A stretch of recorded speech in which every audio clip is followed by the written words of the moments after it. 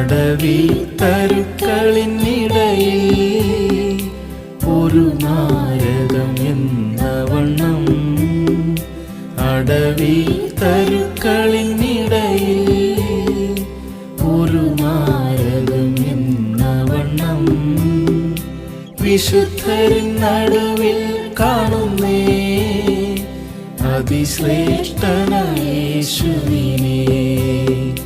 വിശുദ്ധരിൻ നടുവിൽ കാണുന്നേ അതിശ്രേഷ്ഠനായ യേശുവിനെ.